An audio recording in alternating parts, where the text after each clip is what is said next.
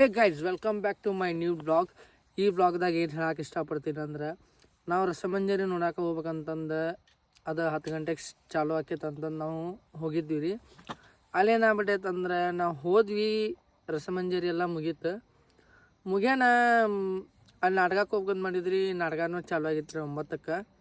ಈಗ ಹೋದ್ವಿ ಅಂದರು ಅರ್ಧಂಬರ್ಧ ನಾಟಕ, ಸುಮ್ಮನೆ ರೊಕ್ಕ ವೇಸ್ಟ್ ಆಕವ ಅಂತಂದು ಇಲ್ಲಿ ಬಂದೀವಿ ರೀ. ರೈಲ್ವೆ ಹಳ್ಳಿಯಾಗ ಕುಂತೀವಿ ರೀ. ರೈಲ್ವೆ ಹಳ್ಳಿ ಕಡೆ ಕುಂತಿದ್ದೆ. ಇಲ್ಲಿ ನೋಡ್ರಿ, ಇಲ್ಲೆಲ್ಲ ಸುತ್ತಮುತ್ತಲು ಯಾರಿಲ್ಲ. ಒಬ್ಬ ನಮ್ಮ ಗುಂಡ ಅಂತಿದ್ನಿ ರೀ, ಇನ್ನೊಬ್ಬ ಬಸವರಾಜ್ ಅಂತಂದಿದ್ದ. ಮನೆಗೆ ಹೋದ್ನ ರೀ ಅವ. ನಾವು ಹಾಕಿನ ಅಂದ, ಹೋಗಪ್ಪ ನಾವು ಲೇಟಾಗಿ ಬರ್ತೀವಿ ಅಂತಂದ್ವಿ ರೀ.